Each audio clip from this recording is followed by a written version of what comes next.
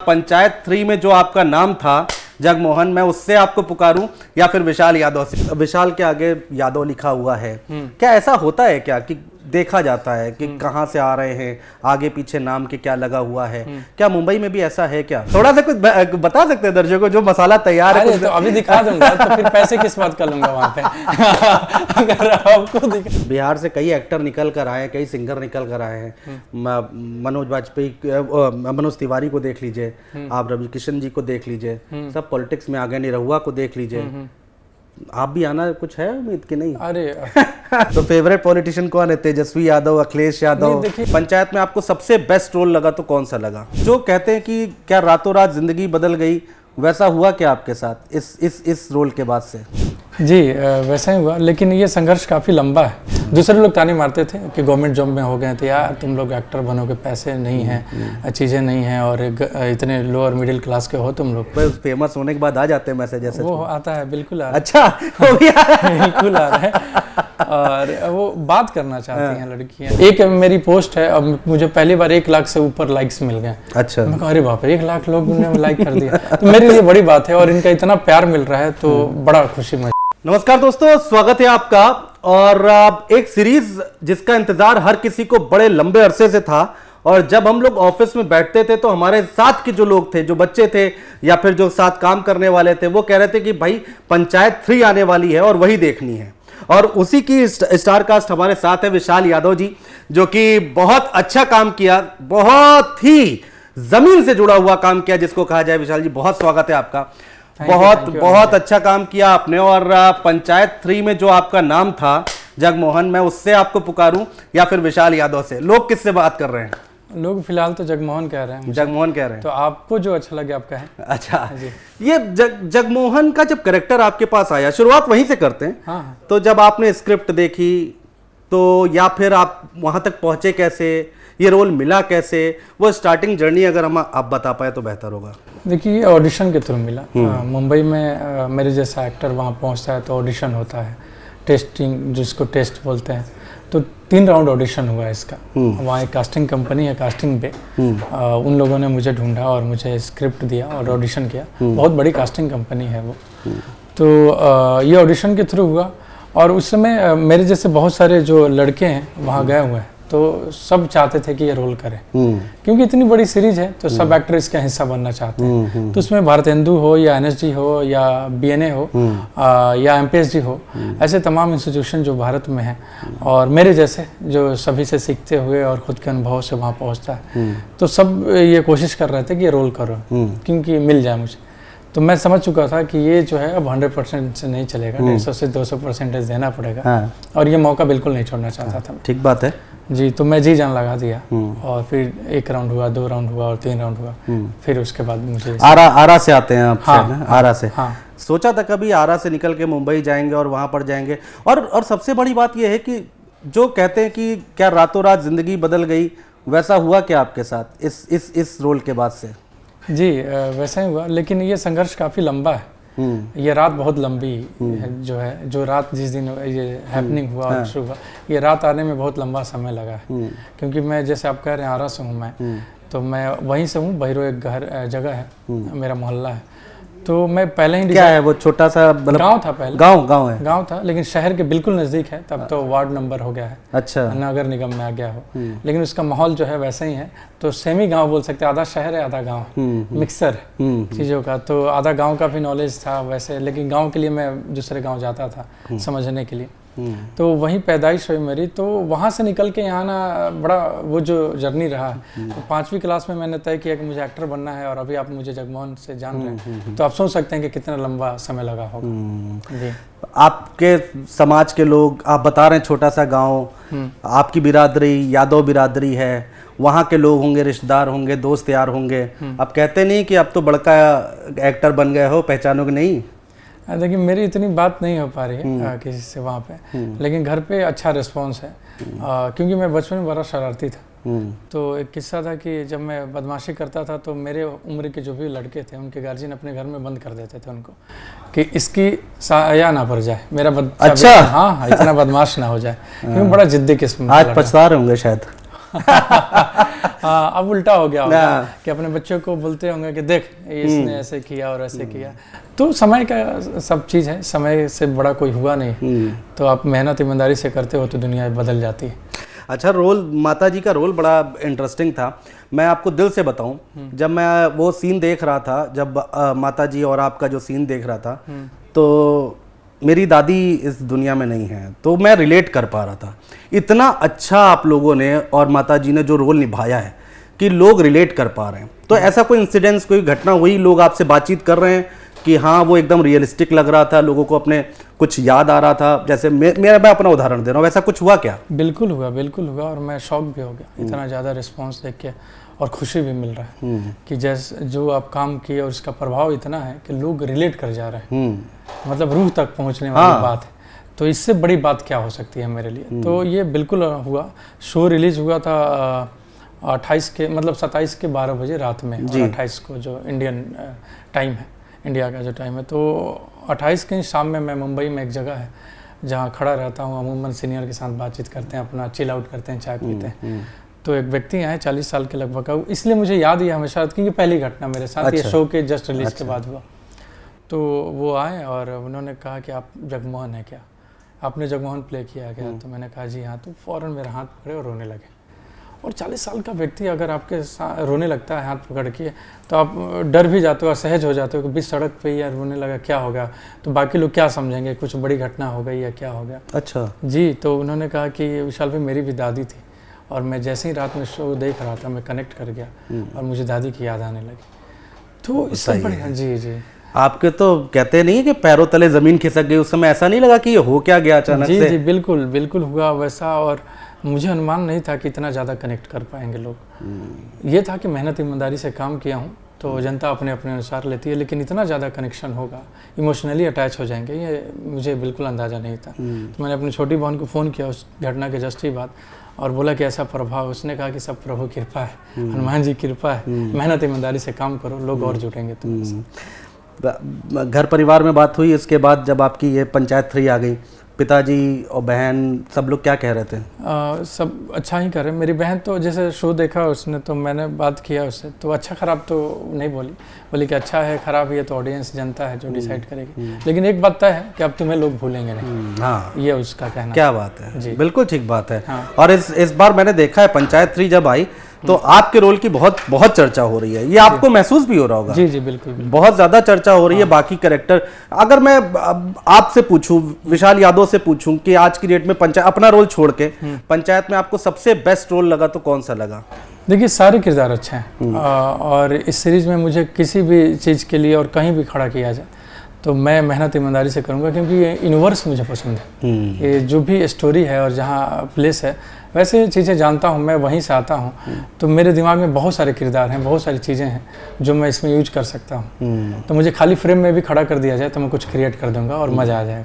अच्छा, ये Facebook, Instagram, अब तो फॉलोवर्स बढ़ गए होंगे? जी जी, ये हाँ, ये मैं आपको बिल्कुल बताना चाहूँगा कि मैं मैसेज वैसे जा रहे हैं लड़कियों के, किन्हीं लोग कहते हैं कि भाई फेमस होने के बाद आ जाते हैं मैसेज ऐसे? वो आता है, बिल्कुल आ रहा है। अच्छा, हो गया? बिल्कुल आ रहा है, और वो बात करना चाहती हैं लड़कियां, जो भी हैं, फैन हैं या दोस्त हैं या जो भी हैं, उनको काम अच्छा लग रहा है तो उनको वीडियो कॉल पे बात करना है, 2 मिनट ही बात कर लें आप, तो जितना संभव हो पाता है मैं कर लेता हूँ वीडियो कॉल पे। तो इतना ज़्यादा वो है प्रभाव है उन लोगों पे कि लोग मिलना चाहते हैं, बात करना चाहते हैं, आपको देखना चाहते हैं। जी। और सोशल मीडिया करा तो मैं ज़्यादा यूज करने वाला व्यक्ति नहीं हूँ सोशल मीडिया, हालांकि मेरे इसके सब आजकल तो बहुत यूज करते हैं, लेकिन मुझे पढ़ने लिखने में ज़्यादा मज़ा आता है। तो अकाउंट बहुत पहले से बना हुआ है। अच्छा, बहुत पहले से मंडी हाउस में ही था तो अकाउंट बन, फेसबुक बन गया था, इंस्टाग्राम बन गया था, लेकिन फॉलोअर भी नहीं थे, जो ऐसे जो होता है नॉर्मल, क्योंकि वो यूज़ नहीं करते हैं हम लोग। क्यों, अब करना भी चाहिए, मैं सीख भी गया, अब यूज़ करूँगा, क्योंकि इसकी पावर मुझे समझ में आ गई। अब तो करना पड़ेगा। जी जी, पावर समझ में आ गई है। मैंने तो सुना है कि मुंबई में रोल देने से पहले इंस्टाग्राम चेक होता है कि इनके कितने फॉलोअर्स है, कितने क्या नहीं है? वो प्रोजेक्ट के हिसाब से होता है कि आप कौन से प्रोजेक्ट का कौन सा हिस्सा। अच्छा अच्छा अच्छा। ऐसा नहीं है, नहीं तो प्रोजेक्ट के अच्छे स्क्रिप्ट मिलेगी, आप करोगे तो लाखों लोग फॉलो करेंगे। तो मेन तो अभिनय है, ये सारी चीज़ें सेकेंडरी है, अभिनय के पीछे। हाँ, ठीक बात है। तो मैं अभिनय के पीछे भागने वाला व्यक्ति हूँ, लेकिन अब मुझे सोशल मीडिया जो है रुझान आ गया है, मैं यूज कर रहा हूँ क्योंकि इतने सारे लोग उस पर प्यार कर रहे हैं, तो मेरा कर्तव्य बनता है कि उसको जानूँ, सीखूँ और उस पर उनको कमेंट करूँ, उनसे बातें करूँ। तो बाढ़ आ गया है। कल ही चेक कर रहे थे हमारे सहयोगी जो है, तो फेसबुक का रीच उन्होंने बताया कि आपका 2.5 मिलियन जा रहा है। ओहो, पहले कितना था? पहले कहाँ, कुछ नहीं, रीच तो चेक किया ही नहीं कभी कि रीच कितना। अभी 2.5 मिलियन जा रहा है। हाँ, रीच, और फ्रेंड रिक्वेस्ट तो 10,000 पार कर चुका है और फॉलो कर रहे हैं लोग। तो अब लोग कह रहे हैं कि मुझे एक्सेप्ट करिए, तो मुझे नहीं आता वो, क्योंकि फॉलो में जा रहा है वो। हाँ। तो वो अपने हिसाब से ले रहा है। हाँ। लोग की शिकायत भी है कि आप मुझे एक्सेप्ट करिए, तो मैं उनको कैसे, वो तो एक लिमिट है। हाँ, कि मेरे हाथ में नहीं है, अब वो होगा वैसे जी। और उस इंस्टाग्राम का देखा आज ही तो 14 लाख हो गया, रीच पहुंच रहा है, रीच उसका 14 लाख पहुंच रहा है जी। एक मेरी पोस्ट है, अब मुझे पहली बार 1 लाख से ऊपर लाइक्स मिल गए। अच्छा। मैं कहा अरे बाप रे, 1 लाख लोग ने लाइक कर दिया, तो मेरे लिए बड़ी बात है और इनका इतना प्यार मिल रहा है तो बड़ा खुशी महसूस हो रहा है। बाकी तो ठीक है, पता नहीं, लेकिन जब पैसे वगैरह अपनी जगह हैं, आप लोग स्ट्रगल कर रहे हैं, नो डाउट। और OTT जब से आया है तब से बहुत नए एक्टर्स निकल कर आए हैं, लेकिन जो ये सोशल मीडिया पर प्यार मिलता है और ये अपने आप में बहुत बड़ी चीज़ लगती है जी। तो लोग कहते हैं कि ज़मीन पर भी रहना बहुत ज़रूरी है। हाँ हाँ दिमाग खराब हो जाता है लोगों का। हाँ हाँ, तो वैसा नहीं, विशाल यादव के लिए क्या है? नहीं, हम तो बिल्कुल ज़मीन वाले लोग हैं। हालांकि इतनी बड़ी बात करने की हमारी उम्र नहीं है, लेकिन सच्चाई तो यही है कि बिल्कुल ज़मीनी लोग हैं हम लोग, और देसी खाना, देसी चीज़ें, देसी भाव में रहना पसंद है, और बड़े बुजुर्गों का आदर करना वो संस्कार में है, क्योंकि परवरिश ऐसे ही हुई है हमारी। तो उड़ने वाली बात तो दूर की है, वो उड़ नहीं सकते। प्यार मिल रहा है तो और खुशी मिल रहा है तो और गहरा और नीचे जाएगा आदमी जी, झुकने वाले लोग हैं। ठीक बात है। मुंबई में जाकर विशाल के आगे यादव लिखा हुआ है, क्या ऐसा होता है क्या कि देखा जाता है कि कहाँ से आ रहे हैं, आगे पीछे नाम के क्या लगा हुआ है? क्या मुंबई में भी ऐसा है क्या? बॉलीवुड में ऐसा है क्या? नहीं जी, बिल्कुल नहीं। मुंबई एक ऐसा जगह है कि कुछ भी नहीं देखता, वो आपका टैलेंट देखता है, और जो आप सपना देखते हैं छोटे शहर में वो उसको पूरा करता है। नहीं तो कोई एक ऐसा इंडस्ट्री बता दीजिए मुझे कि आपके सपने पे पैसा लगा दे, नहीं है। सही बात है। आप एक सपना देखते हो छोटे शहर में और मुंबई जाते हो, तो वो कैसे आपके ऊपर पैसा लगा रहा है, इतनी बड़ी फिल्म बन रही है, आपको रोल दे रहा है और पैसे भी दे रहा है, तो और क्या कर रहा है, आपकी सहयोग, आपका जो है सपना पूरा कर रहा है, कुछ नहीं देख रहा है कि क्या है, बस आपका टैलेंट देख रहा है। तो बिल्कुल वह मुंबई एक ऐसा जगह है कि आपके सपनों को उड़ान देता है और आपके जो भी ख्वाब है उसको पूरा करता है। तो इससे बढ़िया जगह क्या हो सकता है? बिहार से कई एक्टर निकल कर आए हैं, कई सिंगर निकल कर आए हैं। मनोज वाजपेयी, मनोज तिवारी को देख लीजिए, आप रवि किशन जी को देख लीजिए, सब पॉलिटिक्स में आ गए। निरहुआ को देख लीजिए। आप भी आना कुछ है उम्मीद की नहीं? अरे वो बहुत और यूपी बिहार की पॉलिटिक्स तो वर्ल्ड फेमस है। जी, वो बहुत बड़े लोग हैं और अपने फील्ड में प्रूफ कर दिया हम लोगों ने। मेरी अभी शुरुआत भी नहीं हुई और जस्ट मैंने कदम ही रखा है। तो वैसा है कि इतना काम करना है अभिनय के क्षेत्र में कि जब मैं जाऊं तो लगे कि इतना इसका कलेक्शन है अलग अलग अभिनय का, तो वो मेरे लिए बड़ी बात होगी। और वो मेरा फील्ड नहीं है और रुझान भी नहीं है नेता वाला। जो इंटरेस्ट है कि नहीं? बिल्कुल है, राजनीति में। अरे बिल्कुल है, बिहारी हूँ तो उतना समझ तो है, क्योंकि वो बचपन से ही चीजें जानते हैं ना, सीखते हैं। तो फेवरेट पॉलिटिशियन कौन है? तेजस्वी यादव, अखिलेश यादव? देखिए अब इसमें ऐसे नाम लूंगा तो लोग पक्ष और हाँ, फिर आपको जोड़ने लगेंगे। हाँ, वो व्यक्तिगत होता है, तो आप सबसे सीखते हो। या मेरा मानना है कि लोकतंत्र का यही है कि जो पक्ष में वो सत्ता में है और जो विपक्ष में है, दोनों की अहमियत है। तो मैं दोनों से निरंतर सीखता हूँ जी। तो मैं आज की डेट में ये कह सकूं कि विशाल यादव राजनीति सीख रहे हैं तो गलत नहीं होगा? हाँ, क्योंकि सबका स्टूडेंट हूँ मैं, क्योंकि वो जीवन में भी काम आएगा, मेरे अभिनय में भी काम आएगा। तो मैं छात्र हूँ राजनीति का। बिल्कुल। कभी कोई फिल्मों में अगर रोल करना पड़ जाए किसी नेता का, तो तैयार हैं? अरे बिल्कुल, मसाला बहुत तैयार है उसके लिए। थोड़ा सा कुछ बता सकते हैं दर्शकों को, जो मसाला तैयार है? तो अभी दिखा दूंगा, तो फिर पैसे किस बात कर लूंगा वहाँ पे? अगर आपको इसी बात में तो पैसा मिलेगा मुझे और अभिनय कराया जाएगा जी। नहीं, वो टोपी लगाकर, गमछा डालकर भाषण देना मंच पर, उस कैरेक्टर में घुसना। देखिए, नेता वो तो कॉस्ट्यूम डिजाइनर का काम होगा कि मुझे क्या पहना जाएगा। नहीं, मैं ये मतलब अंदर से वो आना भी तो चाहिए, नेता वाली फीलिंग भी। वही कह रहा हूँ कि मेरे पास बहुत सारी चीजें हैं, बहुत ऑब्जर्वेशन है अपनी। अलग अलग नेताओं को देखा हूँ, मोहल्ले के जो नेता उनसे भी मिला हूँ, संगति भी है, जानता भी हूँ। तो अलग अलग वैरायटी है हमारे पास। जो आप टोपी कह रहे हैं वो तो कॉस्ट्यूम का काम है, एक समय के बाद वो चीजें आती हैं। जमीनी लेवल पर जो कार्यकर्ता काम कर रहे हैं उनको भी जानता हूँ मैं, तो सब कुछ पता है मुझे कि कब किसका कैसे करना है। तो स्क्रिप्ट आएगी तो फिर मैं करूँगा।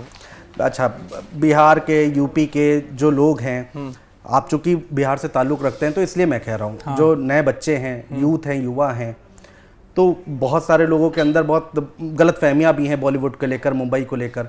टैलेंटेड हैं लेकिन जा नहीं पाते, हिम्मत नहीं जुटा पाते, जाते हैं तो फेल हो जाते हैं।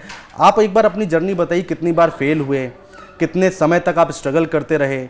एक प्रेरणा मिलती है दरअसल लोगों को। देखिए ये काफ़ी लंबा समय है कोई भी फील्ड में, और ये तो आप अभिनय कर रहे हैं, तो अभिनय कर रहे हैं तो ये तो ऐसा फील्ड है कि सब लोग करना चाहते हैं, क्योंकि सबको कैमरे के सामने आना है। अब कोई भी इंसान, क्योंकि भारत ऐसा देश है कि सबको लगता है कि हीरो बनना है, एकदम सही बात है, ठीक बात है। तो आप उस फील्ड में इतना सोचने वाले लोग हैं और उसमें नाम कमाना, तो टाइम तो लगेगा, और उसकी जो भी ज़रूरत है सीखना जानना, वो तो करना पड़ेगा।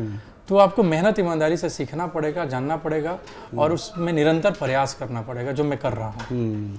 तो धीरे धीरे चीज़ें बनती हैं, तो इसमें वक्त लगेगा। कभी निराश नहीं हुए आपकी, फेल हो गए, यार घर चला जाए वापस, हो गया बहुत? नहीं, क्योंकि यही आता है मुझे, क्योंकि और कोई जरिया है। जब मुंबई आ रहे थे घर वालों ने सपोर्ट किया? बिल्कुल किया, नहीं तो मुंबई कैसे जाता? ट्रेन के टिकट के पैसे कहाँ से आते? क्योंकि थिएटर कर रहा था, थिएटर में पैसे नहीं होते। ट्रेन का टिकट तो मेरे घर वाले ही कटवाए थे ना वहाँ से जाने के लिए, या रेंट तो वही भेजे थे ना वो। किसी ने कहा नहीं कि यार छोड़ो, गलत जा रहे हो, यहीं कुछ काम धंधा कर लो? दूसरे लोग कहते थे, मेरे गोतिया जो हैं या जो मेरी फैमिली है वो कभी नहीं की। दूसरे लोग ताने मारते थे कि गवर्नमेंट जॉब में हो गए थे, यार तुम लोग एक्टर बनोगे, पैसे नहीं हैं, चीज़ें नहीं हैं, और इतने लोअर मिडिल क्लास के हो तुम लोग, और अपनी अपनी इतनी बड़ी बड़ी सोच, और ऐसे कैसे करोगे? हंसते थे लोग कि यार ये हम लोगों की बस की बात नहीं है, गवर्नमेंट जॉब की तैयारी कर लो, फार्म आ गया भर लो, देखो मैं कैसे ये बैंक में हो गया हूँ, वहाँ हो गया। पूरा सब मेरे पापा को भी बोलते थे लोग कि आप बेटे को डांटते नहीं हैं, बताते नहीं हैं उन लोगों को, जीवन खराब हो जाएगा, वैसे हो जाएगा। और सही भी उनको जितना समझ है कहते थे, बिल्कुल होता था। लेकिन पापा ने बोला कि ठीक है, खुशी मिलती है ना, नहीं कमाएगा, खुश तो है ना, तो मेरी खुशी उसमें है। पापा का यही जवाब होता था, अभी जवान हो रहा है, होने दीजिए बोलते थे। लेकिन ताने सब लोग मारते थे, बिल्कुल सही, सच्चाई है ये। ताने मानते हैं बिल्कुल, पापा से शिकायत भी करते। कभी ऐसा होता था कि जब मोबाइल यूं किया, अपनी रील आ गई, अपना ही मीम्स बन के सामने आ गया, खानदान वाला बड़ा फेमस हुआ आपका, माता जी का फेमस हुआ, अंदर से कुछ अच्छा नहीं लग रहा है, बड़ा फेमस हुआ है वो, तो देख के कैसा लगा पहली बार कि भाई ये तो मेरे डायलॉग हैं? बिल्कुल, बड़ा खुशी हुई, बहुत खुशी हुई कि कौन सा सीन कैसे ऑडियंस लगी, ये तो आपको पता नहीं होता। जब मैं ये सीन शूट कर रहा था तो मुझे बिल्कुल अंदाजा नहीं था कि इस सीन पे मीम्स बन जाएगा, क्योंकि इसमें रिएक्शन का ही जो था मेरा, तो मुझे बिल्कुल अंदाजा नहीं था। लेकिन जब मैं मीम्स देखा तो मुझे याद है कि जब पहली बार देखा तो जो बनराकस का रोल करते हैं दुर्गेश भैया जो है, मुझसे सीनियर हैं, दुर्गेश कुमार, बड़े अच्छे एक्टर। तो एक कैफ़े में बैठे थे हम लोग, तो बोले कि देखो विशाल मीम्स आ गया तुम्हारा। तो मैंने बोला दिखाइए भैया, तो अपने मोबाइल से दिखाया कि जगमोहना नाम बुरा दिया। तो पहली बार मैंने वहाँ देखा, बड़ा अच्छा लगा कि यार ठीक है, अभिनय का पार्ट है, लेकिन लोगों को जैसे अच्छा लगता है वो अपने अपने हिसाब से लेते हैं। हम तो अभिनय करते हैं स्क्रिप्ट के अनुसार। उसके बाद बाढ़ आ गई। अब जिस बात पे देखो कि जगमोहना नाम बुरा दिया, तो कोई पॉलिटिशियन का आगे नाम लिख कर उस पे, या यूपीएससी की तैयारी करने गया था, नहीं हुआ था, खानदान का नाम बुरा दिया, या लड़की के साथ पार्क में पिताजी ने पकड़ लिया तो खानदान का नाम बुरा दिया। जिसको जैसे समझ में आ रहा है वैसे वो मीम्स का जो है बाढ़ आ गया। अभी मैंने ये 24 के चुनाव हुए उसके बाद भी देखा, तो मैं नाम तो नहीं लूंगा, आपके साथ बैठा हूं तो नाम नहीं ले सकता, तो एक पार्टी के लिए या एक नेता के लिए जो हारा जीता उसके लिए वो माता जी का लगा के कि भाई अंदर से कुछ अच्छा लग रहा है। तो ये बड़ा बहुत, और छोटी छोटी चीजें वाकई जब आप कर रहे होंगे तो शायद आपको मालूम नहीं होगा कि ये तो इतना बड़ा फेमस होने वाला है। तो अब एक नई जर्नी शुरुआत हो गई, अब तो बस आगे बढ़ना है, या फिर अब क्या सोचा है आगे, फ्यूचर प्लानिंग क्या है? फ्यूचर प्लानिंग है कि अच्छे अच्छे प्रोजेक्ट का हिस्सा बनो, अच्छा काम करो और मेहनत बढ़ाते जाओ, क्योंकि जिम्मेवारी बढ़ती है तो आप और मेहनत करना चाहिए। और करूँगा, क्योंकि प्यार का दायरा बहुत बढ़ाना है, क्योंकि जितने प्यार करने वाले लोग मिलेंगे इतना हौसला मिलेगा मुझे कि अच्छा अभिनय करो, अच्छे स्क्रिप्ट का हिस्सा बनो। तो वो निरंतर कोशिश और प्रयास करते रहूँगा। तो कोशिश यही है कि अच्छे स्क्रिप्ट का हिस्सा बनो। विशाल भाई बहुत अच्छा लगा आपसे बात करें, बहुत अच्छा लगा, और एक बार फिर से आपको बधाई, बहुत अच्छा रोल आपने निभाया, ऐसे ही आगे आप बढ़ते रहिए। थैंक यू सो मच हमसे बातचीत करने के लिए।